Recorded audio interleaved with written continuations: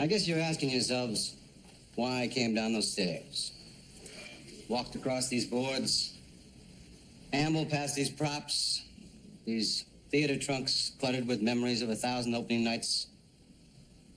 I guess you're asking yourself, what does that have to do with tonight's show? But I'll tell you, nothing.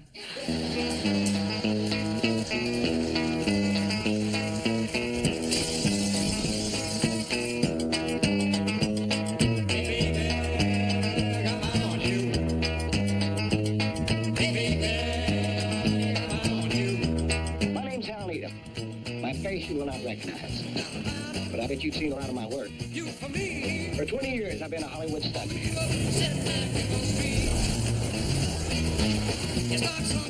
Not too bad, huh? When a stuntman does that kind of driving, he better have his act together, because there's no room for error.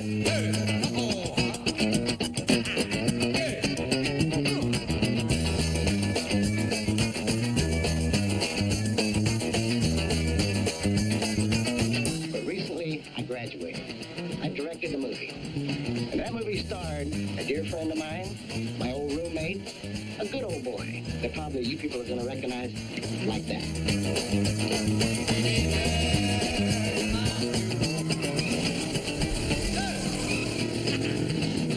Ladies and gentlemen, Burt Reynolds. Burt Reynolds, the most exciting star on the screen today.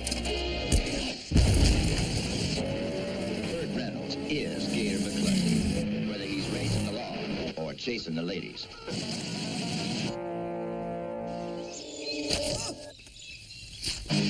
Burt Reynolds, the quarterback who will tackle anything.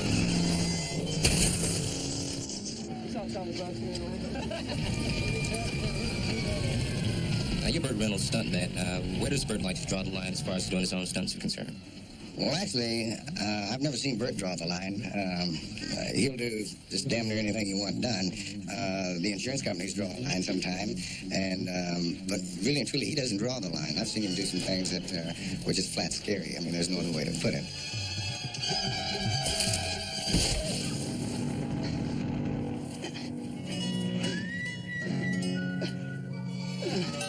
What is the job of a stuntman?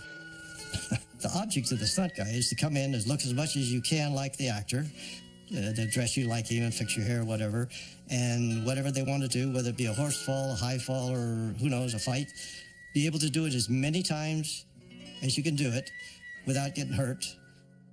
In the old days, they would go out and they would shoot 4 or 5 days with all stuntmen, no actors. The wide shots were for stunt people.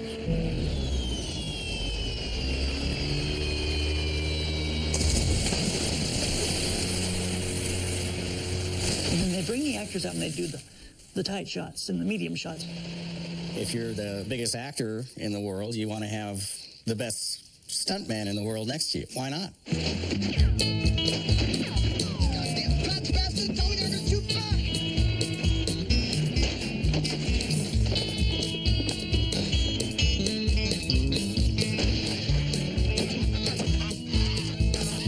Burt trusted Hal and knew that Hal was going to do the stunts that would really make him look good.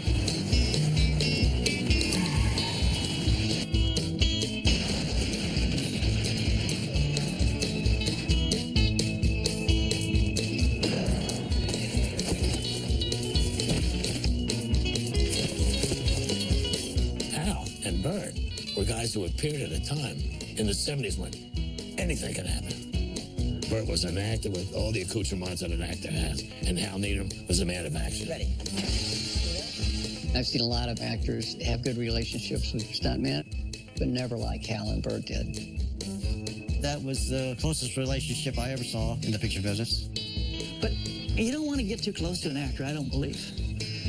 Because, it's not going to work out very good. Okay, Hal. How'd you meet Burt? Well, like on Smokey and the Bear.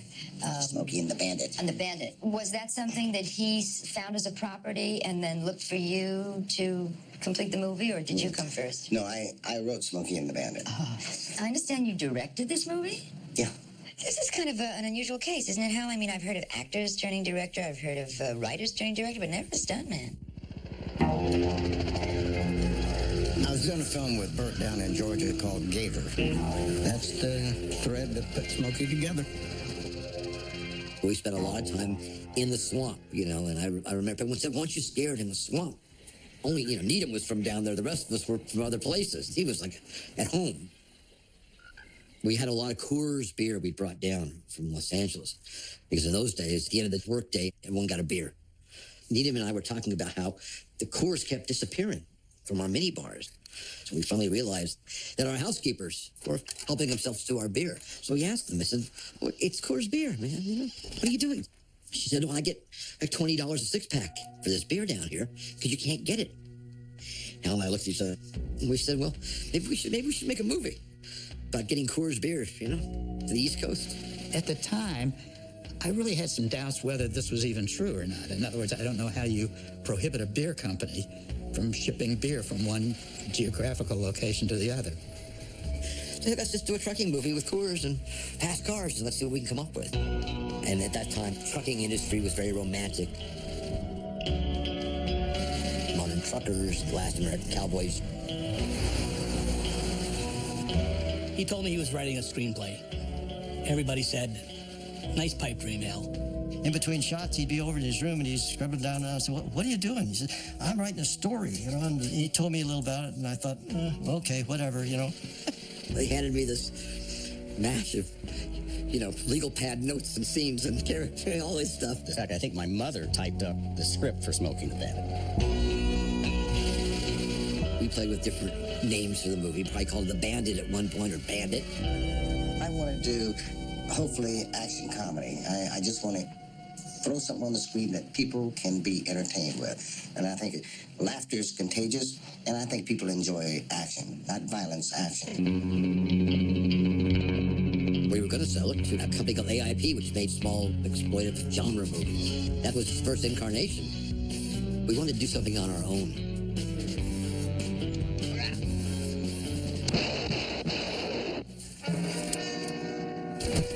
Hal Needham had made a living, you know, sort of falling on his head for 20 or 30 years. And, you know, he's a nice guy, not a Rhodes Scholar. Hal said to me, "I'm getting too old to bury my head in the dirt anymore." In the back of his mind, he always wanted to be either a star or a director. Every stuntman, every second unit guy, every cameraman, everybody, you know the old joke, everyone wants to be a director. He had the script that he had written, and he took it to Universal Studios and said, "I want to direct this movie." People that ran the studios, he's a stuntman. He can't direct a movie. What are they talking about, you know? Unless you have that movie star, that bankable movie star that says, "I want to be the Bandit," you're not going to get it made. And I said, "It's a nice script. Do you think you can get your roommate to star in this?" Hiya. How are you? Thanks. Burt and I were on a show together, and I came in one night and I said, Burt, I said, I got to find me an igloo, a teepee, or something to live in because I just got thrown out of the house. And he said, "Hell, come on over to stay at my place for a couple of days. I don't care." My father moved in at Burt Reynolds' house. I was going to stay there for a week or two, and I think he was there for like 11 years. I mean, if you can imagine putting together a bachelor pad back then, it was.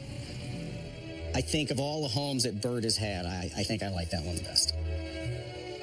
The first thing I think that people would see when they go in the bedroom is the mirrors on the ceiling. They were both single and had a lot of girlfriends and a lot of fun. Bathroom is big, and it too has mirrors and tile. And tile is my second favorite thing in life. It just gives me joy, tile. If I could spend the rest of my life in a room, it would be tiled and mirrored. The dining room is early Indian. I mean, Indian kind of design. I think it's kind of classy. Third favorite thing in my life is Indians. If I could find an Indian with a mirror who did tile work, I would probably be happy for the rest of my life. I took the script home and gave it to Burt.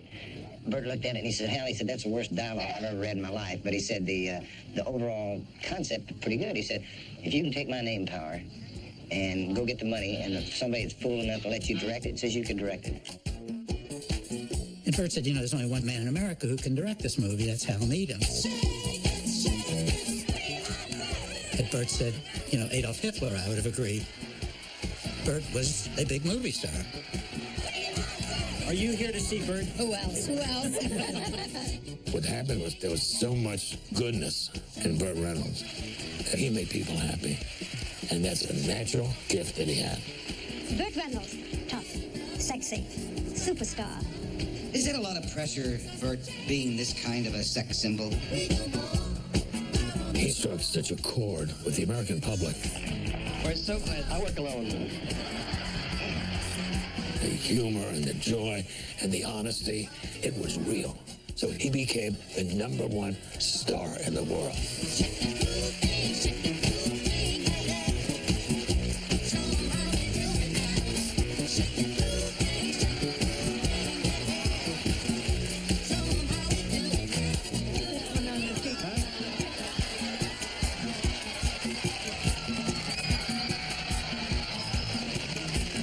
I just think I'm the best Burt Reynolds there is.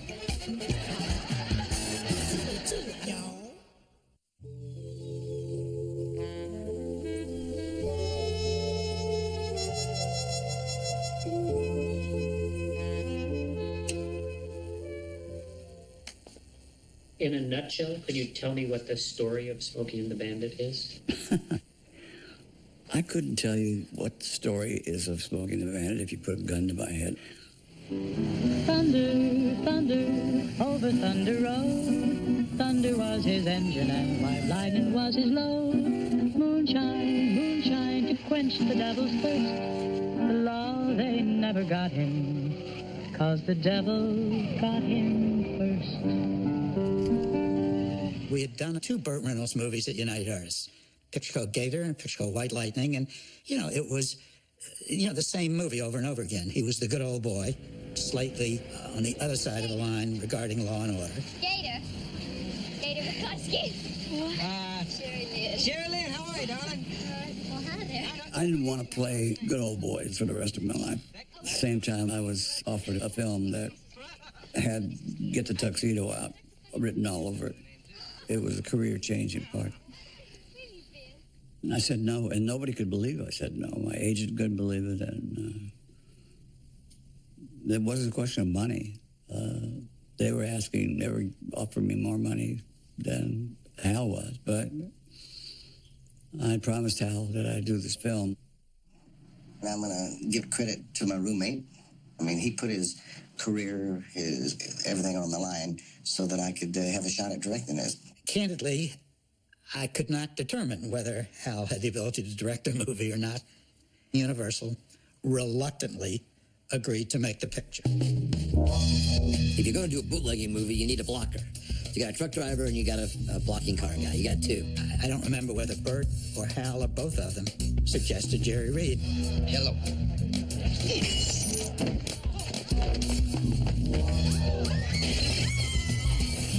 Jerry was a character. Hello, lady. And then you gotta have a girl. Hi. Who are you?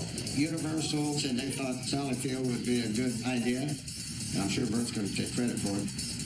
I wanted Sally Field, and they had a lot of people that were against that. They kept saying she's not sexy, and I said, this nun is dangerously sexy. And then we had to have someone chasing them. But my wish was, with the sheriff, let's put somebody in this movie that doesn't belong. And I made it just as incongruous as it could be. First of all, I got a pencil mustache for a sheriff. A southern sheriff with a pencil mustache. When Hal left to do Smokey and the Bandit, Hilton Green at Universal told Needham, he said, I hope you got your roller skates on because you can't do it. They had no faith in Hal as a director. All the politics created a tremendous amount of pressure on Hal. He put his reputation on the line to get Smokey and the Bandit done. My father, he didn't play the game. He wasn't a Hollywood guy. He was who he was. He He said, if I didn't do Smoking the Bandit, I'd probably be picking up cans on the side of the road for a living. We have some childhood photos of you, and I thought maybe, Arnold, see if you can recognize it. I was a farm kid. All I remember about that part of my life was using the mule's backside as a compass up and down some cotton rows in Arkansas.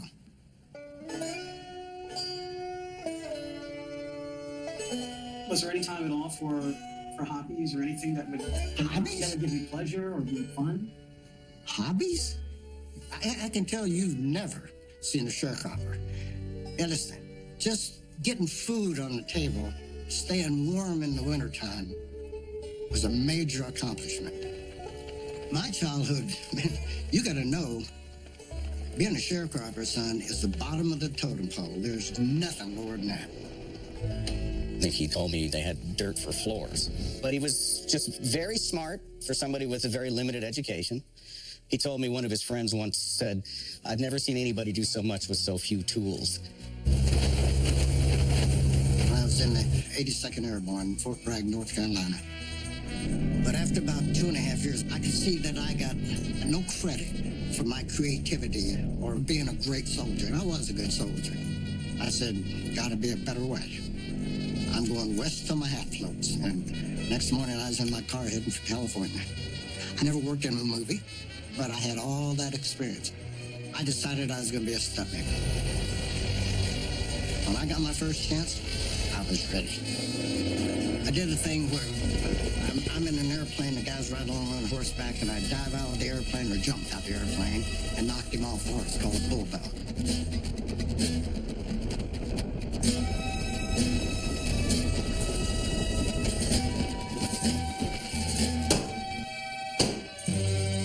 Paid me a lot of money.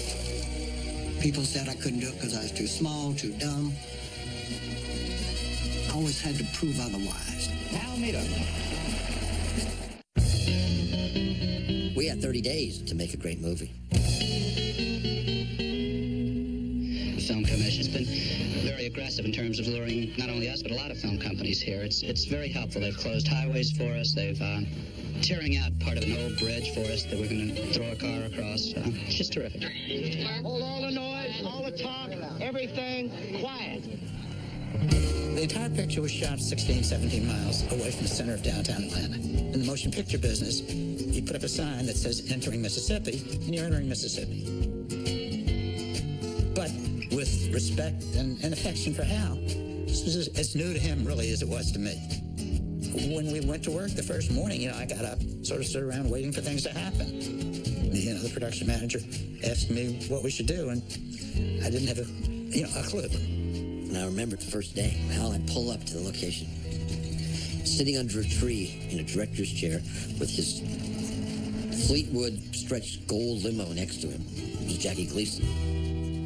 And Jackie was sitting in this director's chair wearing a black Gucci leisure suit with a red carnation. No one was there. He was the first person on the set. Was directing anything at all like you thought it was going to be?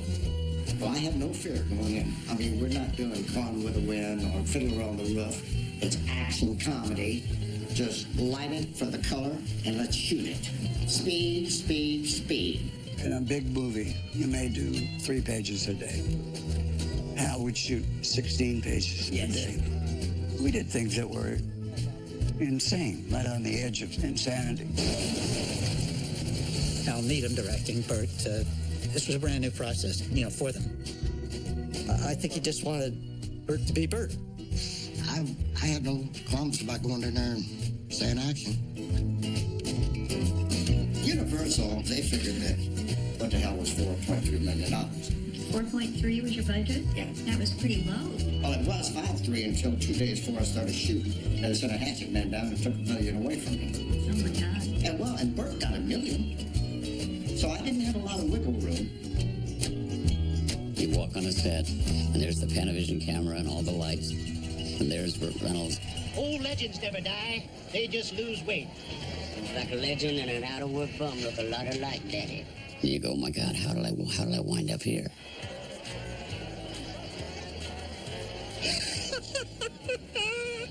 Now give the Texarkana and back in 28 hours. That's no problem.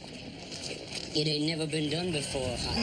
Watch your language, little lady. The problem is that Coors beer, you take that east of Texas, and that's bootlegging. There was a lot of things about the South that I was embarrassed about. But there were also things about the South that were wonderful. I had hoped to make something out of that in a way that nobody'd seen. Nobody thinks of Florida as being South, but if we had enough time on this show, I could take you places where you'd realize that this is the South. I wanted to make it so bad when I was going up here. I mean, I really wanted to make it bad. But great memories. Really great memories. My dad is a cowboy. He's tough and leathery and the most honest man I've ever known in my life. We had our little offs and ons, but he was a normal kid. He got in just as much trouble as anyone else. He put me in jail one night for getting in a fight. I remember he came in, he says, you kids, your father's here. You can go home now. Your father's here, you can go home now. And he looked at me and says, your father ain't here. So I stayed there all night. There's a saying in the South that no man is a man until his father tells him he is. I think his dad expected a lot out of him. He was kind of the golden boy in football and looked like he was going to have a great pro career and college career. He got tore up in his senior year in high school. Tore the cartilage out of both sides of both knees. Well, he was sort of lost. All he had ever done to play football. I was getting ready to cast and direct the play Outward Bound. And Bert sat in the front row in my English literature class. And he looked like the guy that I wanted for the role of the alcoholic. And I said, you're out of your bird. You know. And I said, I've never been in a play in my life. I somehow went to that room and walked in there, and he looked at me and he said, read. And I opened the book and went, and he said, that's it, you got the part. I saw something in Bert. I saw the spark.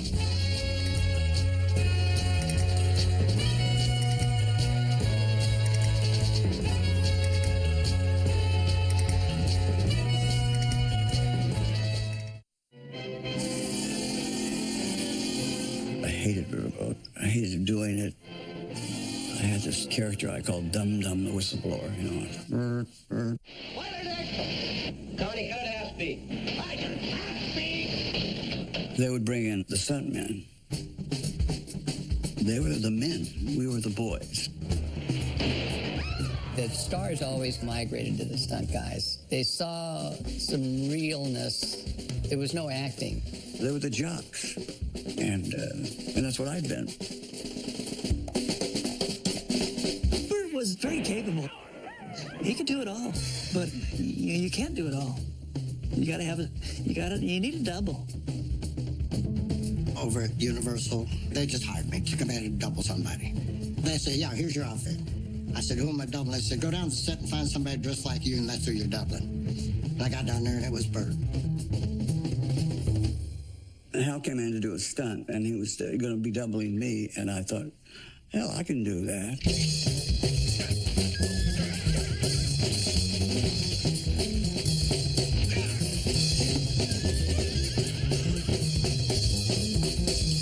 He said, you could be really handy. Handy is a super compliment for a stuntman. He always said actors are candy asses. I don't want to be an actor.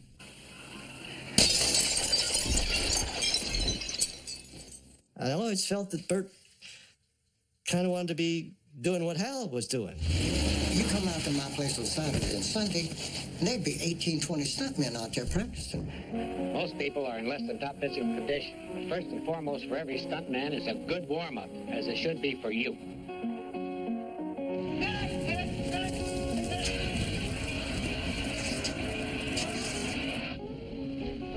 Hey, they were the pirates running around having a good time.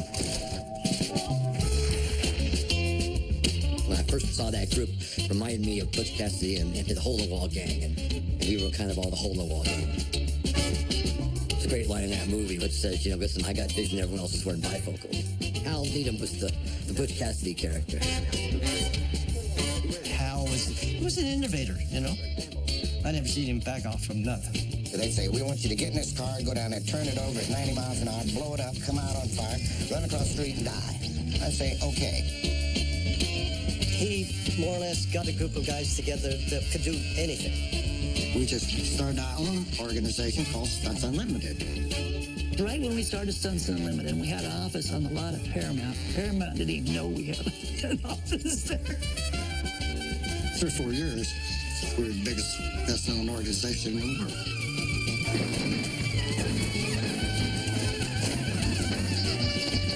Got up early in the morning, went to the set, went through wardrobe, makeup, hair, got a burrito, jumped on your horse, went to work. It was just the best. And then at night, you get back to the hotel, you stop in the bar, you have a couple of belts, have a couple more, say, let's go, man. Off to the 17 bar and grill. Close it down. We would come in, the wranglers would be going to work to get the horses ready for us. We'd grab a shower and go to work. It was mad. And Hal really had a rule that you didn't bring your wives on location because of that. It was cause problems, you know. Well, we went through a lot of wives. What do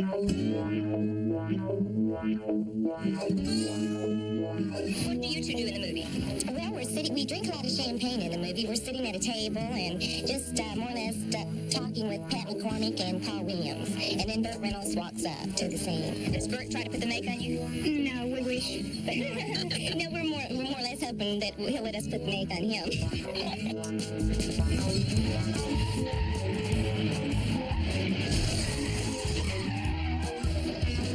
What's up, everybody? What you just saw was a scene from the new Burt Reynolds movie, Smokey and the Bandits, being filmed here at Lakewood Fairgrounds in Atlanta. Pontiac Division General Motors gave us 4 sedans that we used as police cars, and they gave us 2 Trans Ams, and that was it. By the second week in the picture, both the Trans Ams had been destroyed, and we had to go back and beg to get a couple more. Beautiful, huh? Honey, hush. Jerry Reed went, honey, hush. The way that he said it, it was the greatest looking gal you'd ever seen.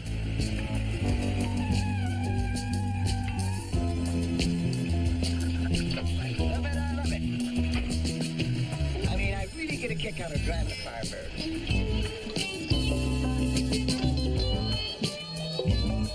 There seems to be a thing about that bloody Trans Am as a symbol of your getaway steed. The male animal.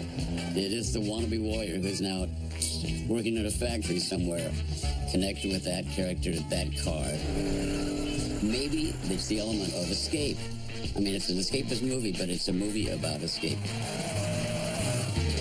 That was a great answer. What about all the nutty stunts in cars? You ever had a really far-out car run?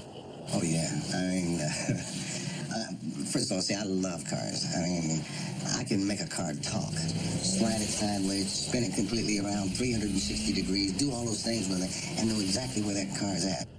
Why do you drive like that, Hal? Why do I drive like that? Well, there's a couple reasons. Number one is money, and the second one is we're making a movie. Fast cars, that was dangerous stuff. Whether we were jumping a boat, or jumping a car, or jumping a horse, it all stemmed from the basics of stunt work. Was all started with the horse and the fight.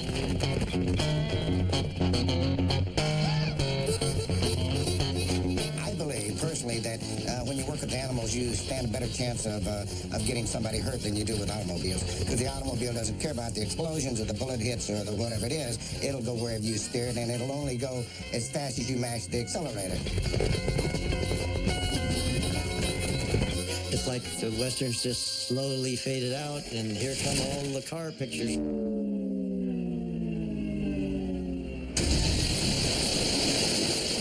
Okay, Fearless, let me ask you this. Has there ever been a stunt that somebody wanted to do in a movie that you said flat out no?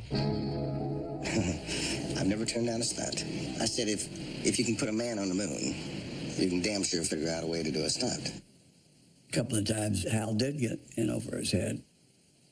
There was a stunt where I should have said something, but I thought, well, wait a minute. He's Hal Needham. Keep your mouth shut. When you're doubling a leading man, you want to make him look like a hero. White Lightning, there's a scene where Burt Reynolds' character, being doubled by Hal Needham, is trying to escape police officers. And he sees a big old sand barge pulling out into the middle of the river. And so he turns the car sideways and then goes down on the dock and jumps the car. I think it was probably 70, 80 feet across to the barge.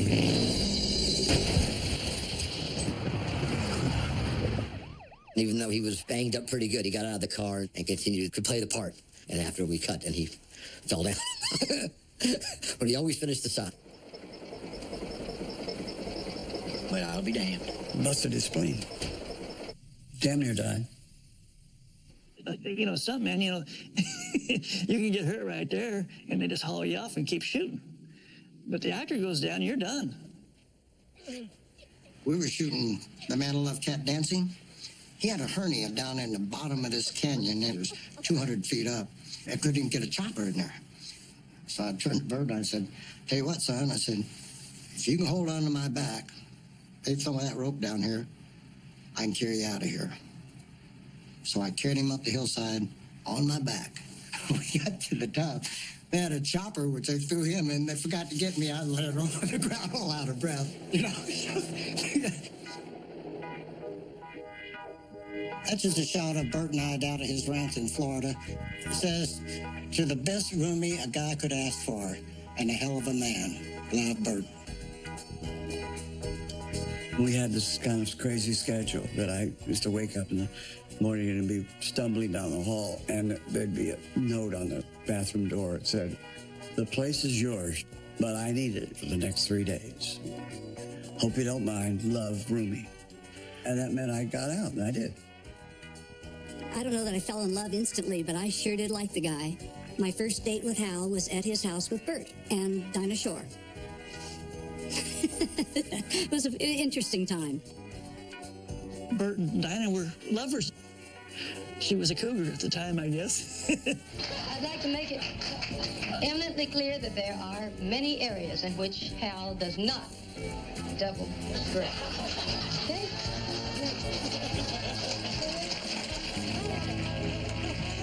I want to know something. He and I started almost simultaneous. What happened? I mean, I'm better looking he is. I'll explain it to you. Okay, I wish somebody would. Yeah, it's very simple. You don't have any problems. Okay. Because you're a real choreographer. I mean, those fights are staged. Like I tell you what, I don't care who it is. I always say the biggest thing about a man is his ego. And I'm no different than anybody else. All right, ready? Hal wanted to be a star. I think secretly he would have liked to be Burt Reynolds. On the other hand, I think Burt wanted to be Hal Needham, but knew that his bread was going to be buttered on the movie star side.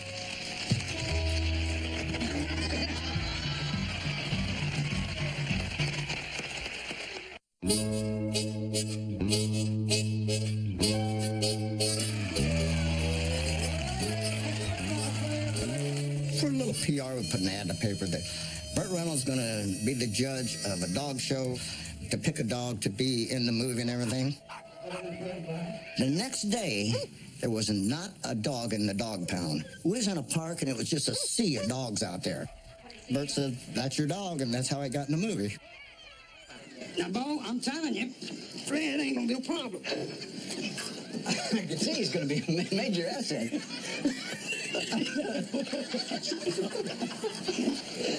Jerry Reed hit it off with everybody. And on the set, he had his band there.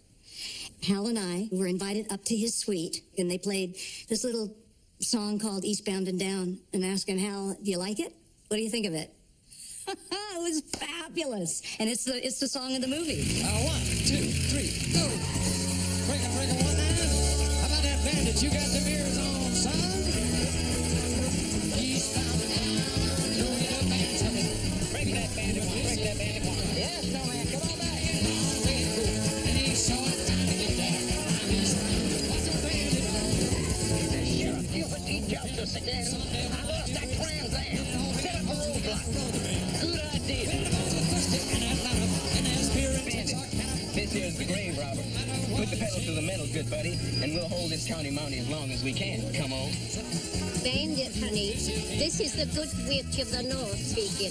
You'd better not go this way.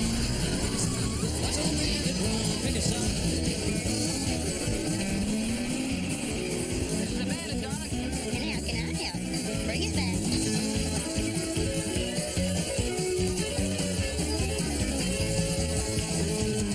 I knew the music before I knew the man, and the music got to me. I got that all worked out, John. This bandit character loved Jerry Reed. We have a relationship that's very similar in some ways to me and Hal. He's crazy, but crazy good. Well, those boys got to live on. He's on the trail, and he ain't gonna rest till you're in jail. So you got it down, you got it. You got to keep that beat trucking. Just put that hammer down and keep it here. What is a good old boy? Someone that you really like hanging out with and you can trust. Doesn't take life too seriously, but always gets the job done. Not a lot of angst in the good old boy, put it that way. I suppose a lot of people say that people become actors because they're unhappy with themselves and they get to hide in somebody else's skin. But that's not true. People become actors, I think, because we're people pleasers.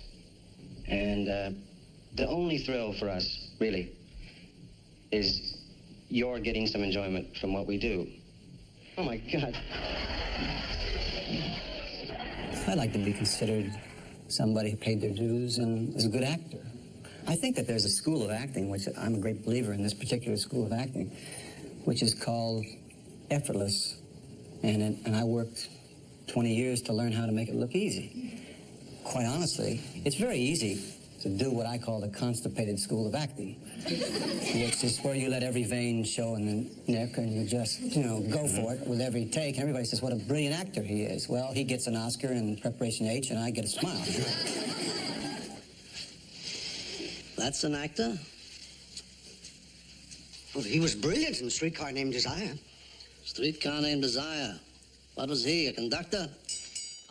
That was the time when everybody wanted to be Marlon Brando. And who were you? I didn't know who the hell I was. Question, Rocky? Yeah, I mean, what is my tertiary motivation here? I mean, like, I walk through the door, and I see her. Why? Why what, Rocky? What's the question? Exactly. What is the question? I wanted to play the rebel, the kind of label they'd given me at the studio. So, Jesus Christ, it looks like Brando. When I first went to Hollywood, everybody wanted me to meet Marlon, and I'd heard so many Marlon Brando stories. There's a coffee house on the Strip called Cyrano's, and at the time, it was the in place. Everybody went to see or be seen. We walked in.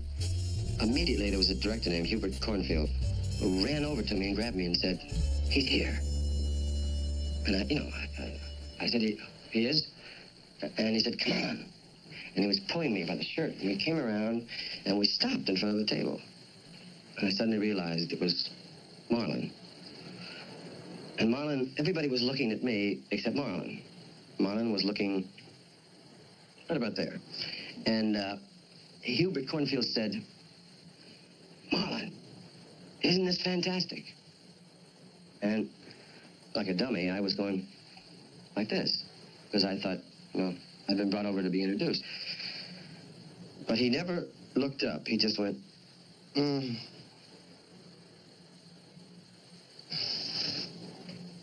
I still had my hand out. And it was deathly silence in the place.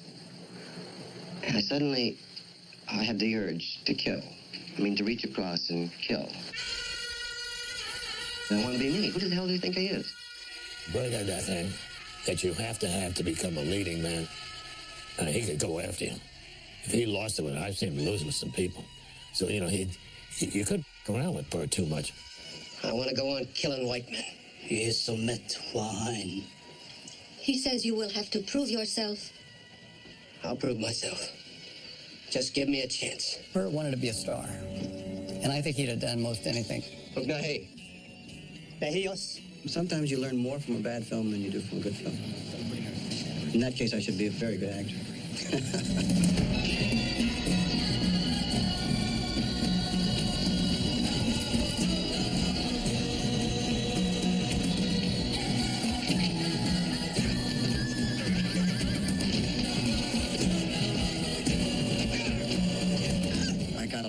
parts because they didn't have to hire a stuntman, you know. They'd say, get that guy, he falls down the stairs and he talks okay, you know. So I fell down the stairs and talked.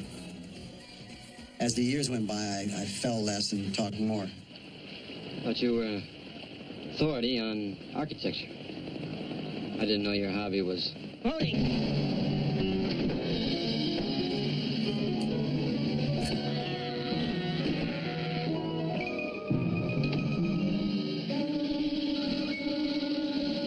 I think I've probably chosen worse than any actor in the history of films.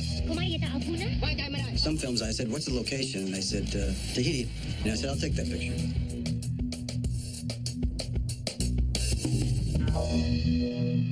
I did Deliverance, which was my deliverance out of bad films, I thought. Sometimes you have to lose yourself before you can find anything. Any snakes around here? I think Georgia is kind of a good luck charm for you. Do you look on it as a real good place to make films? I'd like to shoot 4 out of 5 pictures here, which really wouldn't set too well with a lot of people who want to do desert movies. Deliverance was kind of like coming home, you know. Changed everything for me. I had never done a part that good because I understand this guy. And I could play him. We got to get rid of that guy. Just how you going to do that, Lewis? Where? Anywhere.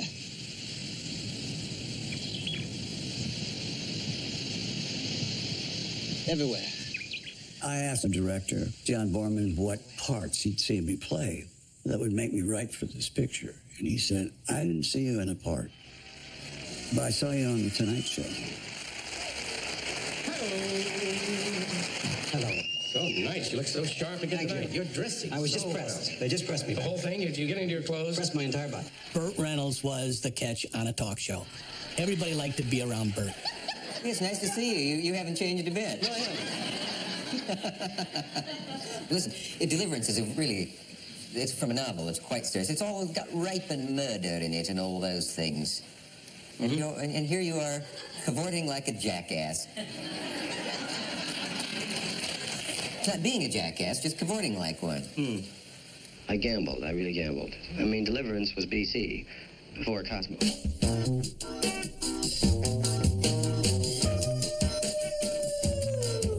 The gamble was, would I ever be considered a serious actor after that? When I died on my tombstone, would they say his contribution to the world was he was the first male new centerfold? Get it from the front now. Get it from the back now. Get it from the side. Get it all around. What's it like to be pastor of a man who posed nude in Cosmopolitan? This is what we Baptists call a problem. I don't know. I didn't tell him to take his clothes off, and I wish he hadn't done it. But at the same time, he did it. He's free, and I'm free. I feel free to wear my clothes, and he feels free to take his off. Posing catapulted Burt Reynolds to household name. He became then the guy. That's literally true. That's right.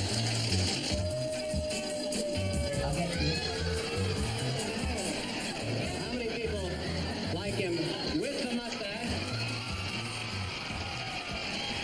and then without the mustache? This is a hell of a time to tell me. Yeah, I think you should stick with the mustache, Bert. Definitely stick with it. The Cosmopolitan came out 30 days before Deliverance.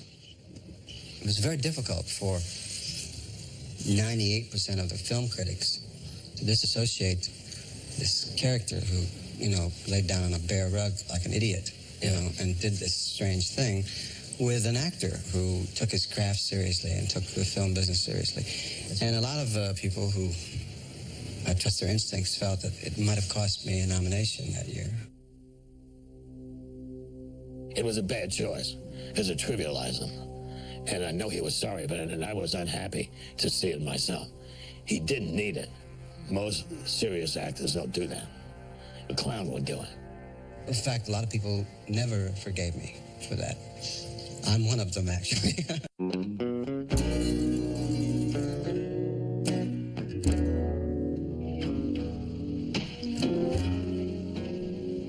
What now do you look for? What does a role have for you to really consider it? Well, I'm looking now for humor because I happen to think that of my contemporaries, I have to look around and say, what's the competition?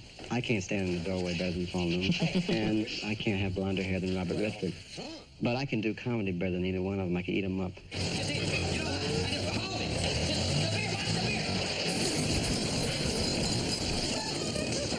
You're right. Very funny, very funny. I thought it was funny. To move people to laugh is extremely difficult, crossing a lot of different cultures. And there's no question. You ask anyone who's in the creative end of this business, and they will always tell you, you take a guy like Jackie Gleason.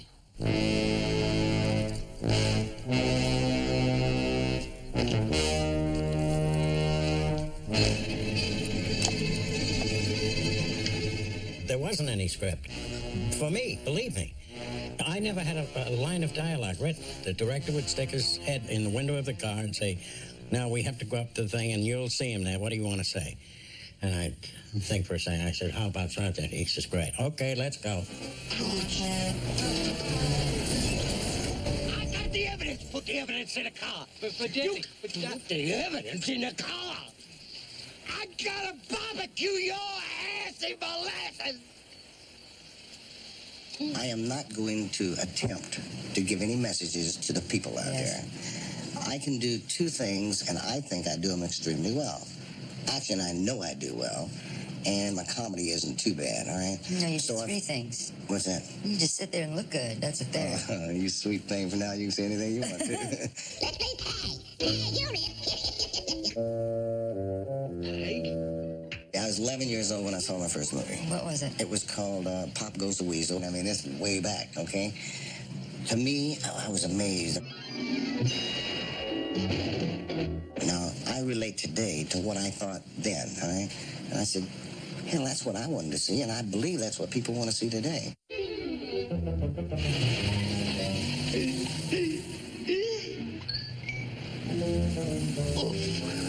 I will never win an Academy Award, but I'm going to be very rich. So, and I think I put out entertaining films, and I think that's what it's all about.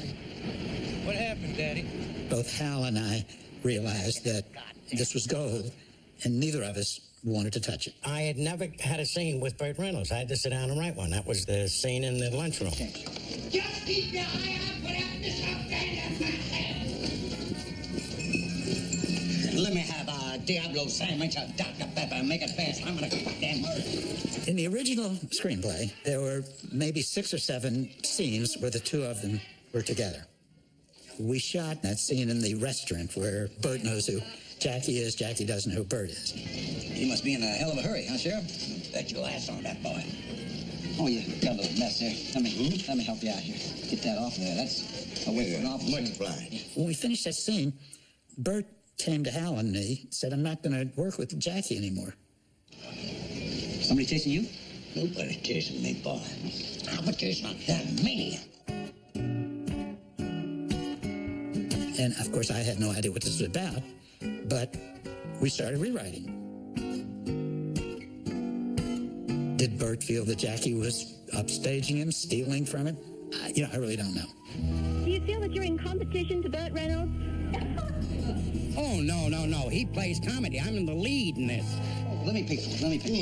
You're an officer of the law. I'd be honest. Much obliged. Where's the can? I got a dick sweat. All right, back there. Just one. I think that Burt could be a very great comedian. He can look at you and say something, and then he gives you the attitude that he's saying, who, me?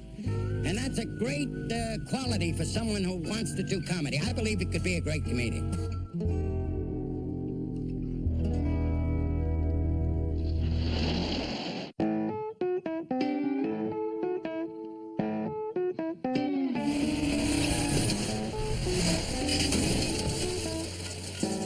Every time you make a film, it's a battle. Now, he always had a plan. He was always willing to take that chance to do something special and different. The second unit director was Alan Gibbs. What sequence did he do? Nothing. Oh. Me have a second unit? Well, The best second unit director in the world, and I have a second unit? He double Bert and coordinated all the stunt guys, told them what I wanted, and things like that. Alan was doubling Bert. Looks like Bert when he's riding in the car. And Janet Brady looked exactly like Sally and has continued to double her. She could do the fights, she could do the falls, but her specialty was cars. No question about it. She and Alan Gibbs met.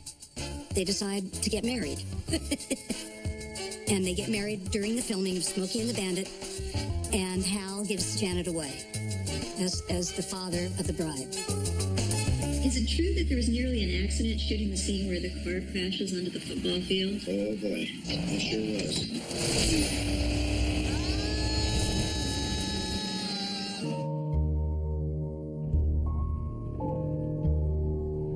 We got shots that didn't go in the film because they were so scary.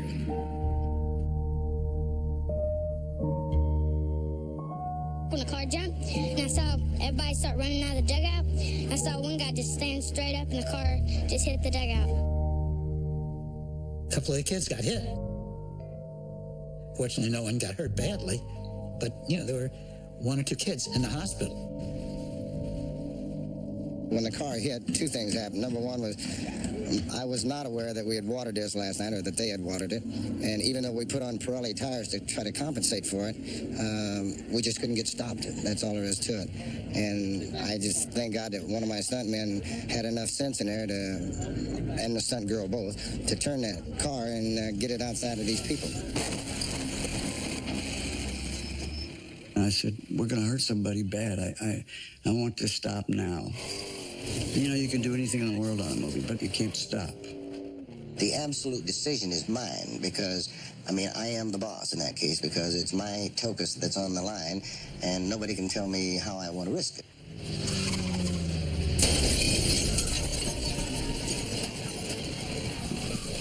Did you do the actual driving in Smokey and the Bandit? I did all the driving except the jump over the bridge. I was under a tree then, hiding my face. When people go to a movie, they get engrossed with the character, the lead character and everything. They don't think about a stuntman, and I don't think they should. But when an actor's confronted on national television or something, seems to me like he should have enough wherewithal to say, no, I didn't do that. Most actors can't do their own stuff. Actor went on Johnny Carr's, oh yeah, I did all my own stunts, and we didn't care. We didn't want any recognition. It was all about working and making money and going to the next show and the next deal. The stunt community was kind of a cloak and dagger thing. There was no publicity. There was nothing. The public didn't know what a stunt guy was. Ironically, it was Hal to let the cat out of the bag. Hi there, David. How are you? Nice of you to drop in. Thank you very much. Thank you. Okay? Oh, I'm fine. Nobody had a bigger shadow than Burt Reynolds, and my father was really more than ready to step out from behind it. When Hal first met me, he said, this is the guy that's going to make me a star. Let's get this thing rolling. My assignment was to make Hal a household name. And wow, how do you do that? Next, you'll see Hal Needham. Hal is wearing an awning-striped caftan. I'm not crazy about that. Oh, I think it looks great on him, though. It's got a hood, so you can cover all up in it. I think he realized that acting wasn't his forte, but certainly stunts were. It's good weather for flying, but Hal Needham doesn't have a plane. What he does have is a truck. The distance between the ramps, comparable to a 12-story building laid on its side. How are you going to do that, Hal? Well, I'm going to stick a rock in the back end and jump the river. I spent all day, every day, looking for ways to get Hal in front of anybody you could, anytime.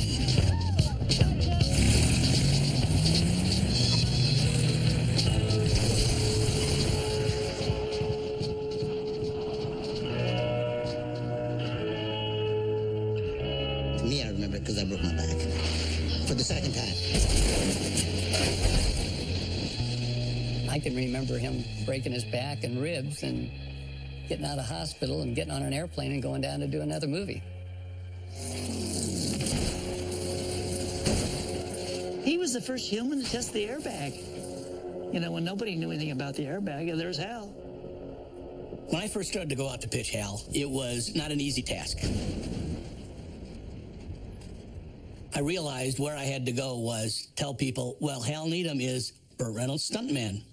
Now we have their attention. He used to like to do his own stunts anyway. Well, he started as a stuntman. You know, originally he was a stuntman. Unfortunately, when we started some of the interviews, they all still went back to Burt. There's a lot of little things that he took, you know, I know he took from me.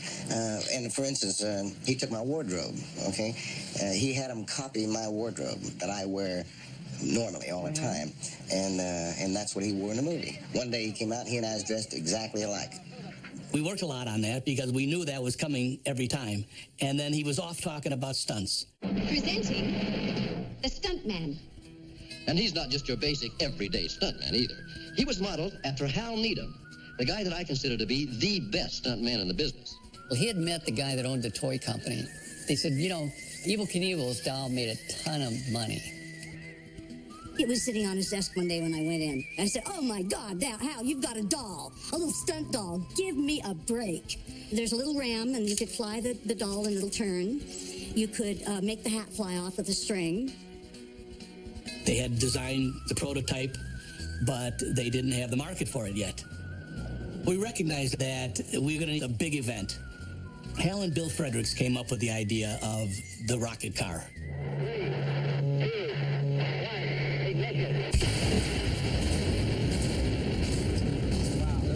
A good one this time, kid. Thunderous send-off to Hal Needham. Climbing to 4 to 500, almost 550 miles per hour, and still climbing. It's faster than program, Ken. His chute just came out. His chute deployed, but it has not opened. Ken, it has not opened. He might be in very serious trouble down there. He's missed the red flags, and he has crashed at the end of the court. I want to tell you something. The last couple of hundred yards is a summer gun. Hal said, I'm not going to put my life behind a 700-mile-an-hour car any longer. It was sometime after the rocket car event that the toy finally emerged. It never really made a place in the market. He knew he never was going to be a movie star. So Hal was under tremendous pressure to make Smokey and the Bandit a success.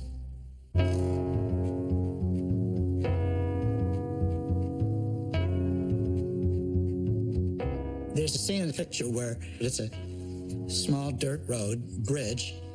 The car leaps the bridge, flies through the air, and lands on the other side. That was really dangerous. That's a problem. You come up short, you got issues here.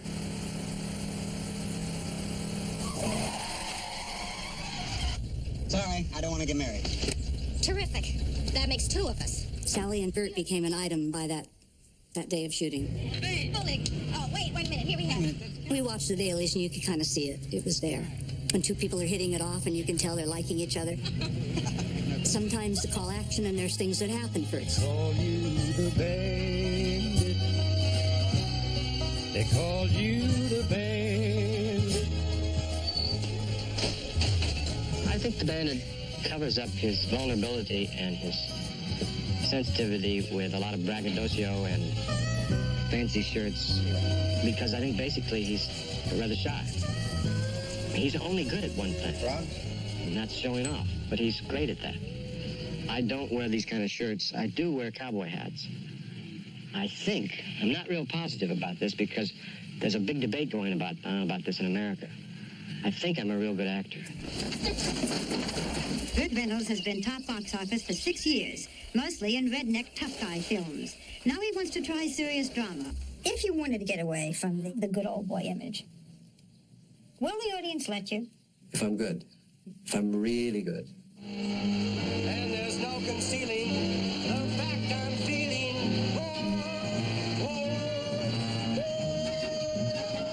I find Burt Reynolds a most puzzling actor. He has the power and physical attributes of the perfect screen tough guy, yet he insists on playing light comedies if he saw himself as a kind of Cary Grant with muscles.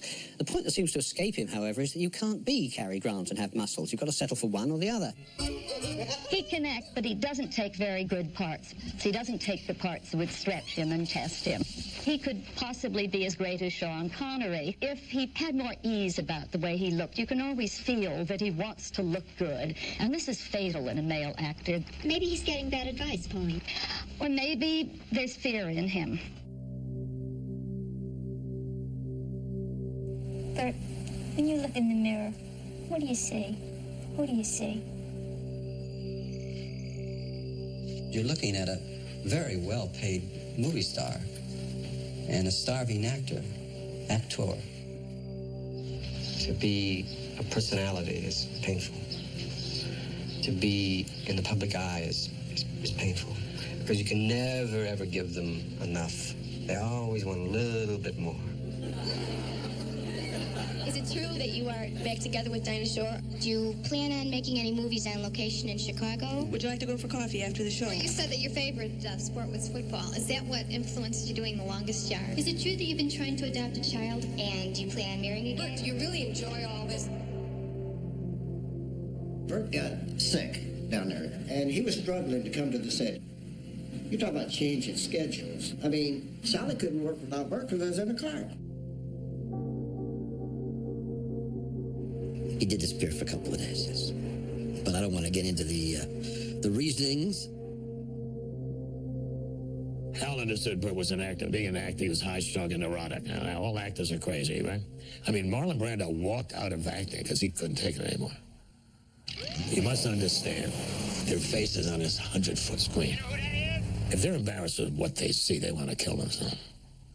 So the pressure on an actor, on his ego, is so overwhelming. We ain't gonna make it, son. We're gonna hang it out. Whoa, negatory, what are you, crazy or something? We come this far, ain't we? Look, when we say we're gonna do a job, we do a job. And Hal came up and said, I give up. Are you doing this? There's one thing about good old Southern boys, all the way through. They have a sense of loyalty to the friend.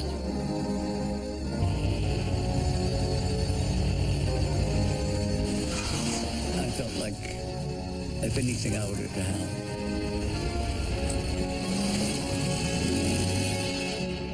You gotta be dangerous as part of being sexy. Too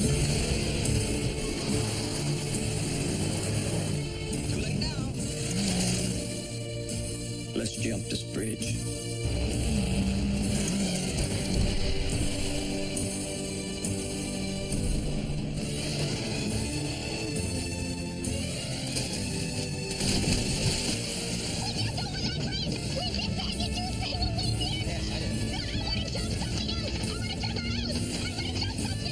Just done the car jump. The director yelled, "That's it, that's a wrap." It's the last end of the movie.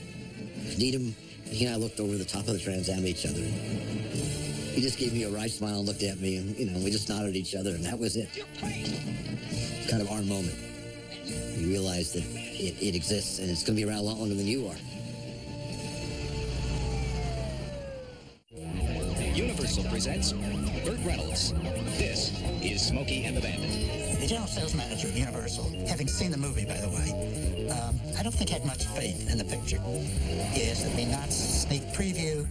I think he actually suspected that he was going to lose bookings because the picture was so bad. We finished the film. Put the music in. Well, hell, all the read in there was 5-string banjos and guitars and fiddles, you know? Because I knew who I made that film for. Universal said, now we can't change it. What'd you change? They said, the music. I go down there, and they put all this brass in there. It sounded like the L.A. full of money. And I said, take it out. You do comedy, it doesn't work. Dead. And only a fool does it, thinking it's a sure thing. I thought it was a very funny movie. And then, we thought we had great expectations to open the movie in the Radio City Music Hall, and then it died. I said, wait a minute. You're opening it in New York? That's ridiculous. It was a disastrous screening. I mean, the cards were, this is boring. I've seen this before. I thought, what do I do to get these guys to get it? And I said, put the damn thing out down the south. That's who it was made for. Well, hello there, neighbor. Now, how do you do? There's something I'd like to say to you. You're from my homeland, my sunny homeland. Tell me, friend, now could it be? How many of you have seen Hal's picture, Smokey and the Bandit? I bet I've seen that movie 200 times. And that's probably plus or minus 5. Yes, you from Louisiana, Mississippi, Alabama, West Virginia, Tennessee, or Carolina. Just in a little place below that Mason-Dixon line. Then you're from Dixie. Hooray, hooray for Dixie. Cause this old boy, he's from Dixie too. Stand back, son. That little number is the second highest grossing motion picture in the history of the motion picture business. I'm glad it was, because it was a picture that wasn't made for the critics. It was made for the people. How did you like the movie? Oh, I just loved it. Oh, it was so exciting. Who was your favorite in the film? A bird. Naturally.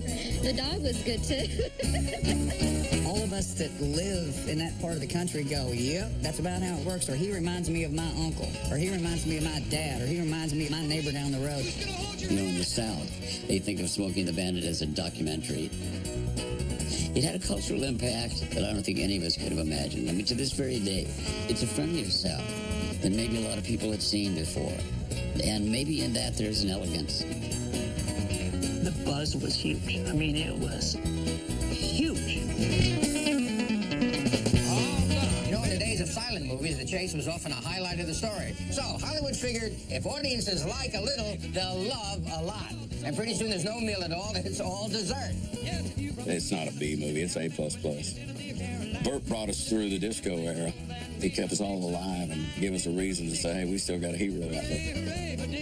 When I say Burt Reynolds right now, black cowboy hat, mustache, is that what you see?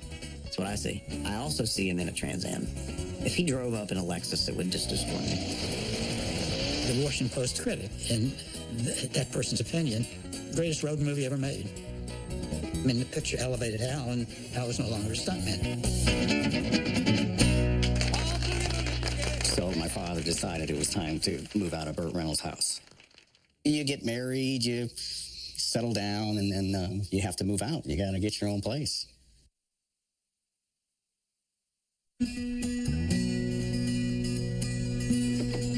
I've always wanted to have a theater all my life, ever since I started being an actor. How are you tonight? If you'll follow Bruce, he'll take you to your seats. Good evening. How are you all tonight?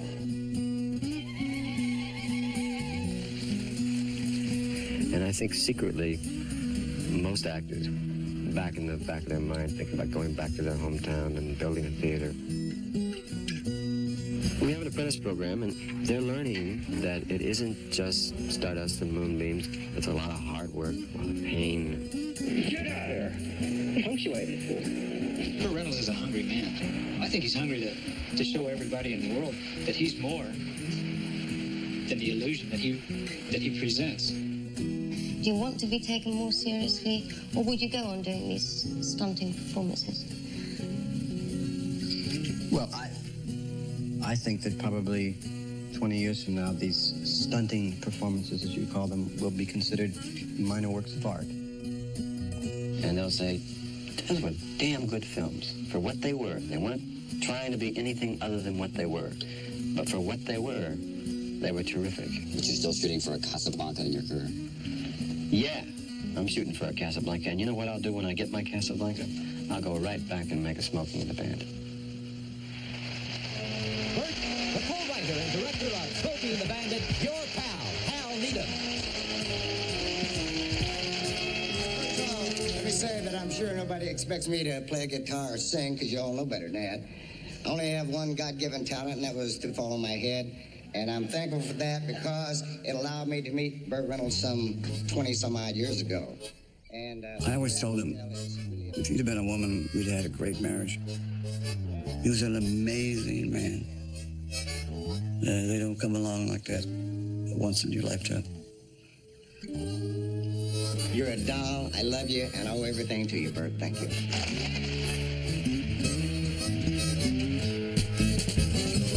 I just want to make a question.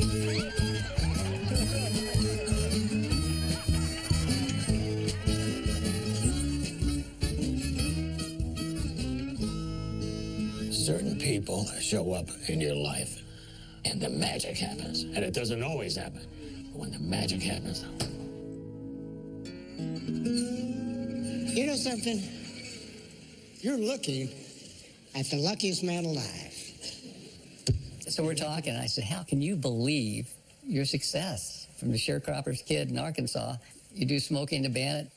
Yeah, I said, it's been a good run, man. Folks didn't think of too much of me and what I was going to amount to. But for sure, my mom is looking down on tonight with a big smile on her face.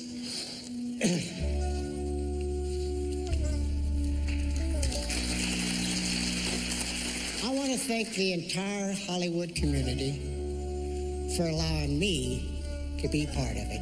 Thank you very much. I appreciate it.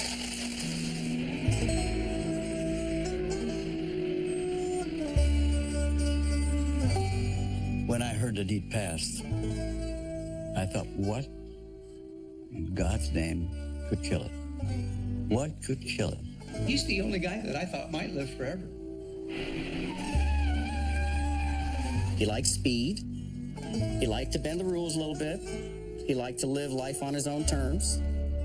Al Needham was and will always be the Bandit.